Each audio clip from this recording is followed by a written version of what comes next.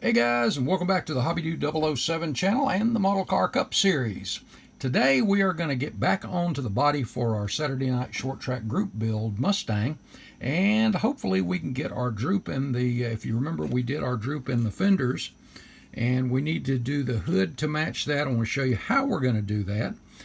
You can see some of the marks already on there, as well as the marks on the wheel wells, where we're going to be opening those up a little bit and show you how we got there. So let's get to it.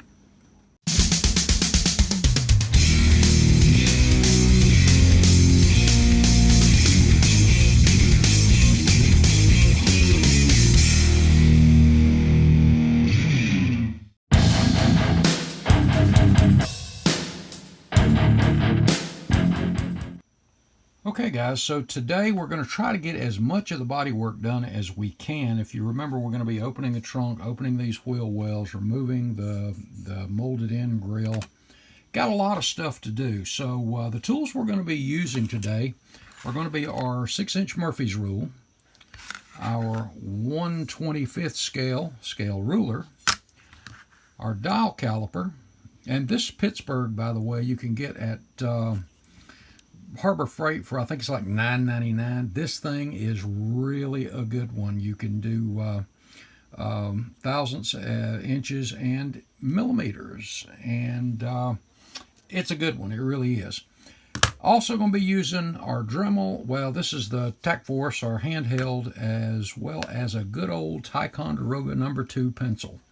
First thing I want to show you is how we're going to be doing a few things and how we got to where we are. And then we'll get into the actual mods.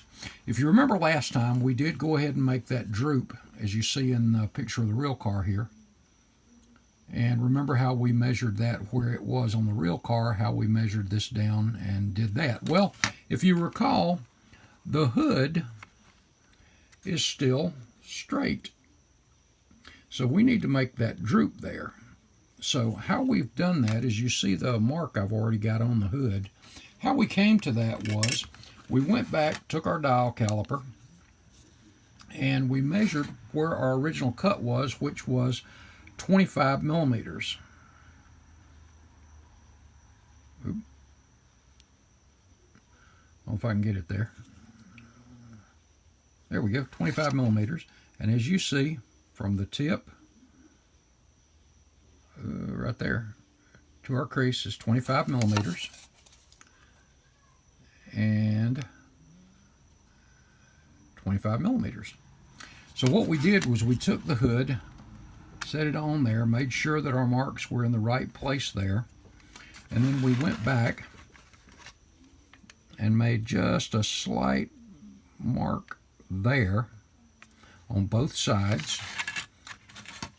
And once we got our mark on both sides so it's going to match, as you see there, then we took our Murphy's rule, connected the dots, so to speak, made our line across the hood, and so we know where our bend needs to be. Now, how we're going to do this is we're going to use that same No. 2 pencil. It's an octagon shape, so it doesn't just roll away too quickly or too easily, and we're going to use one of the creases there. And the way we're going to do this is we're going to put this line on the outer side here. Where'd my pointer go? Of the two creases here, we're going to use the one out here on both sides. We're going to line that up with it. And then we're going to be taking our micro torch. I may use a hair dryer, not sure yet. Kind of like a heat gun, I'm not sure.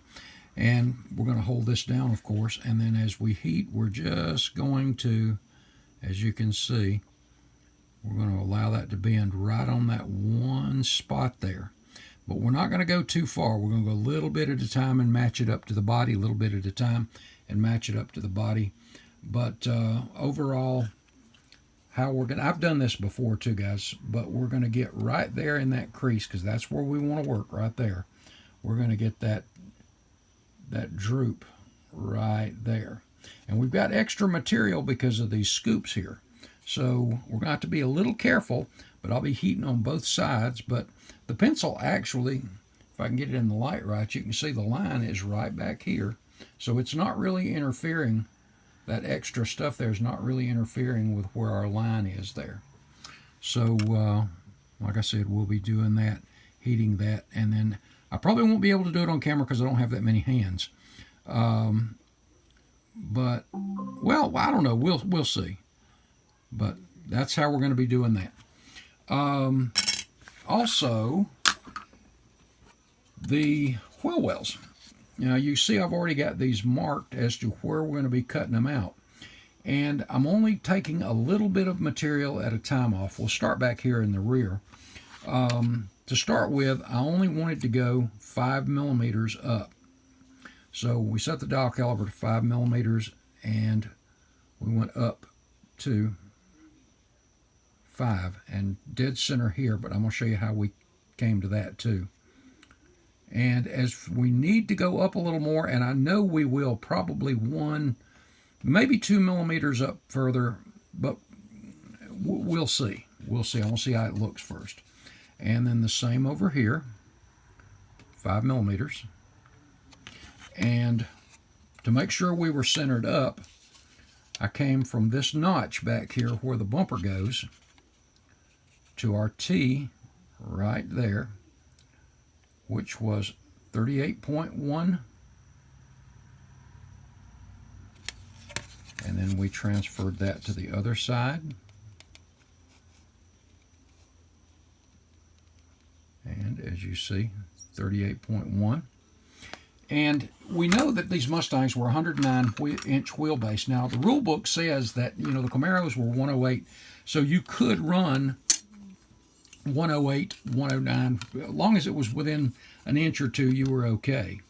And so what we did was, we know that 9 feet is 108 inches. So we set this right here at the top and go to the back. And as you see, well, if I can get it there, there we go. It's dead on 9 feet, just slightly, a little over. So that may be as you see, our 109-inch wheelbase. So we're lined up there. And we did that on both sides, so we know that our wheelbase is correct. Oh, let me get it down there where you can see it. Well, I keep moving it, guys. Sorry about that. But anyway, it's done. Now, how we created the arch is, well, first of all, let me show you this. This lip right here, you see I've got an extra mark right there. I want to take that lip off first, and then we're going to start working that upward.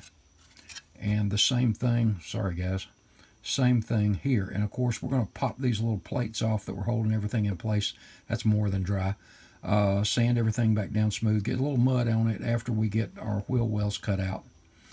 And we've tested, I kind of put the tires up here just to see, and you see how high that kind of rides. It needs to sit right about there where that's about the height after the exhaust is underneath it. So we're going to need to bring this up a little more, I'm sure. But as you recall, in these old era cars, the wheels actually stuck out the sides just a little bit. And how we got our shape and how I did that is I always use just a microsol bottle. They're a little bit larger than, as you can see, a little bit larger than the tire. Hey, by the way, these Plastic Performance Products tires, see the wear bars in them? All the way around the tire, there are those wear bars. I think those are just so cool because that's so realistic. It's the way we used to measure them too. But as you can see, the bottle is just slightly bigger in diameter than the tire, all the way around. So that's going to be perfect. And as you recall from some other projects, what we'll do is after we get this out, we're going to wrap some coarse sandpaper around this, and we'll smooth everything out all the way up here. But what I did was I simply, after I got our center mark, I used, wherever it went, yeah, this red line right here. I lined that red mark right up with that mark there, and then I held that with a couple of fingers on both sides, took my pencil, and I made our shape around that, then remeasured the shape and compared them to, you see where that stops right there at that body line, and this stops right above the body line, and same thing on the other side. So, and just above the body line there. So we know the front end is right on. Same thing with the rear end. Went ahead and went back over that. But after we get this stuff removed, we'll come back and take a look. But I think this is going to come out okay. I'm going to do what I can to do this on camera. I can't guarantee anything quite yet, guys, but we'll see. We'll see. All right.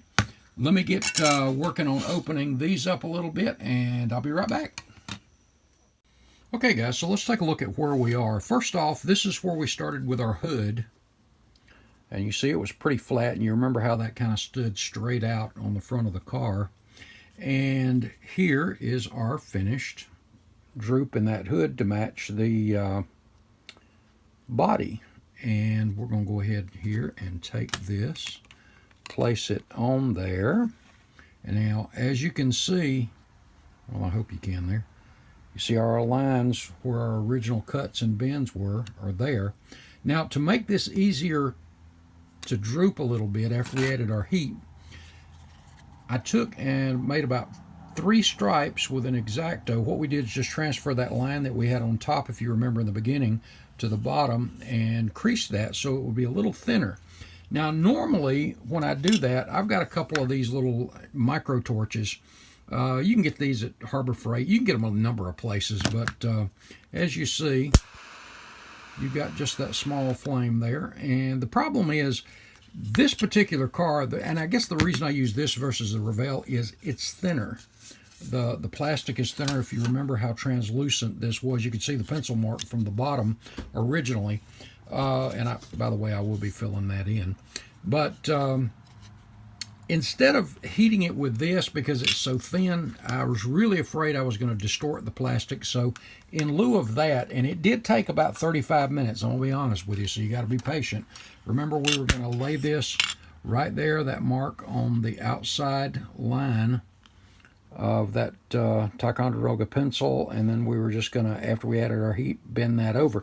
And that's exactly what we did. But to soften the plastic, you don't want to melt anything, and if you get carried away, and those torches do a great job, but this thin of plastic, I wanted to just be really sure that we did well. So I've got one of Amanda's old blow dryers, and let me tell you, as I was heating here, I had to hold this thing at an angle, heating it here and then turning it, heating it here, and it took about 35 minutes, just a little bit at a time, because I kept having to test fit. But if you remember how when we put the hood on there, it was still sticking kind of straight out in the other videos, in the first of this one. So I worked it just a little bit at a time, where again you can see where it's lined up. And let me get that lined up there, and look at there. It fits the contour of the body beautifully. So we did a pretty good job there, I think. I have to pat myself on the back for that. But that gives us our look. And I got a little bit of sanding to do, and again I'll fill in that hole there with probably, and then sand it like I did this. Man, that's really smooth. Just a piece of styrene rod, the micro stuff, but I think that turned out well. Then the only thing to do is go ahead and go back and build that scoop back here. Now onto the body. Went ahead and got our fender wells cut out, and they are to the right height. And if you're wondering how I got to this, all I did was I took my Murphy's rule and lined it up with a number 1 on the top part of where it's filled in, where the door handle was, right there, so it's in line with that, and then hold it down, and you'll notice that that's the top, and that's just the way it was on the real car, to the top of the the door handle line and go on back, and, well, I guess it helps if I do it on the right side there. And same with the other side. Top of the door handle there, and I'll put that number 1 right there on the edge so it's kind of straight. We know it's lined up. Well, if I can get there it is. And again, same thing. And then I double check that with the at the peak. Oops. Should be 8.5 millimeters or 8.5. And we go to the top and into that body crease. And as you see, then we'll go to the other side, same thing, and right to the body crease, 8.5. So that was right. We measured on both sides from this body line here on both sides. We do have our 109-inch wheelbase, so that worked out really good. Now, I went ahead and blocked the entire body again, and what I did was just used this little T thing that I've had for probably 40 years, and that way we get a good smooth finish. Blocked down everything again, water sanded it, went over all of the stuff that we've had putty and the joints, things like that. So we've got everything smoothed here. And once I took the I keep wanting to say Dremel, but got this cut out here and here. Remember, we went back with just our microsol bottle and smoothed everything. You see that nice fit there? Smoothed everything out. Same thing with the front. And now we need to make our little, as you see here, the little flares right out here and on the front.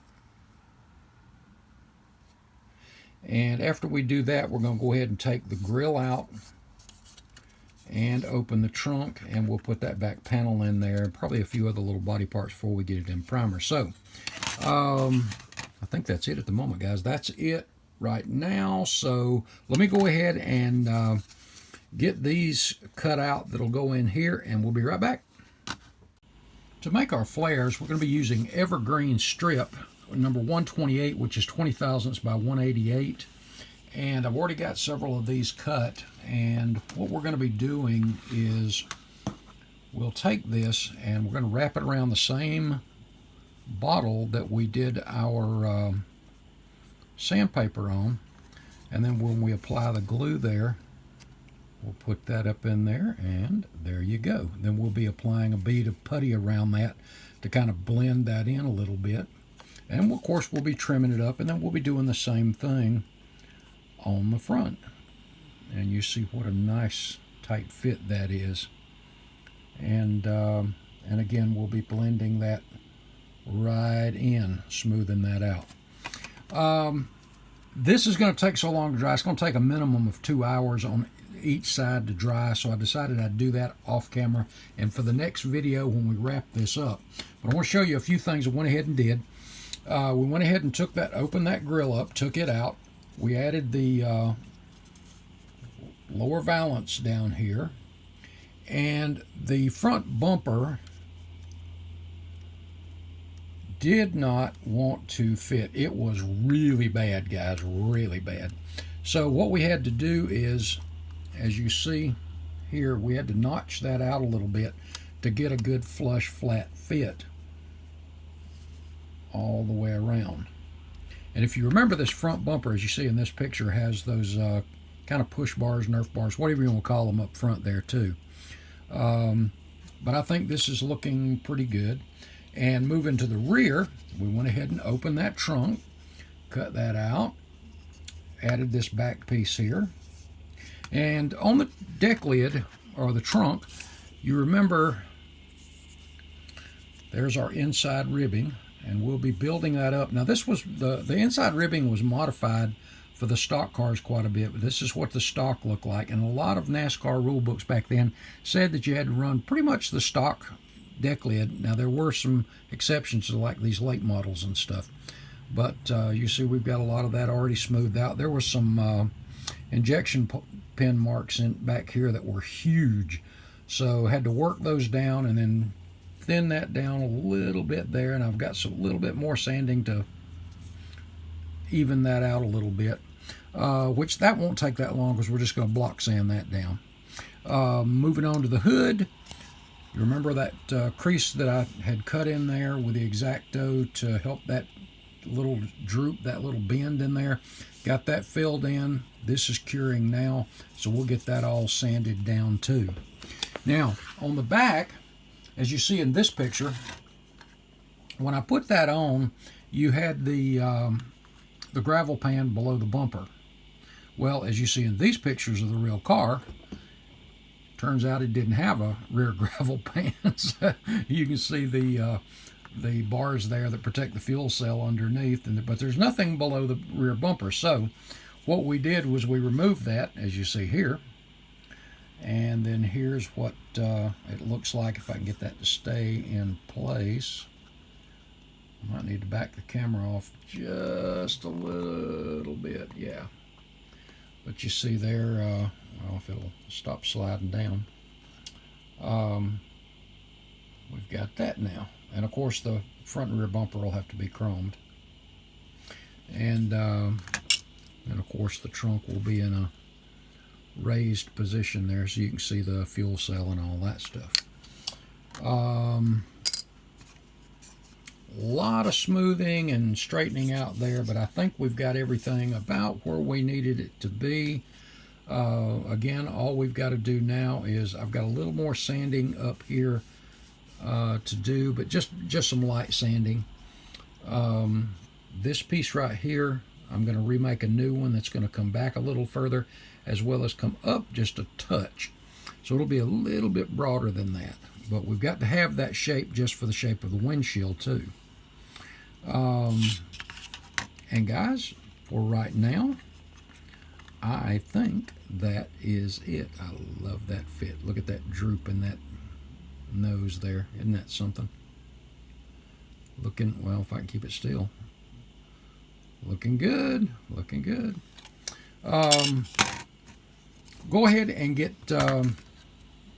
the flares on there, get some mud on them, so when you see it next, I'll get some pictures of it before it's primed, and then may prime it in the next video on the body, but we'll be wrapping up the body as far as prep and get everything ready, and then the colors will start going on then after that. But I think that's it for the moment, guys. I hope you've enjoyed this. Don't want it getting too long. Hope you're getting something out of it. I'm just having a blast, obviously. Just having a lot of fun. And that's what this is all about. Guys, head over to HobbyNut Models. Be sure you check out Mark's inventory. If you need any of the tools that I've used or any of the paint, check out the inventory. You're probably going to find it there. Maybe even pick you up one of the 007 Mustangs or one of the new Revell 71 Mustangs. Cool stuff. And don't forget, September 7th, in Greenville, in the last video I said Greenville, North Carolina. It's Greenville, Tennessee. Greenville, Tennessee. The Appalachian, well, let me grab the brochure.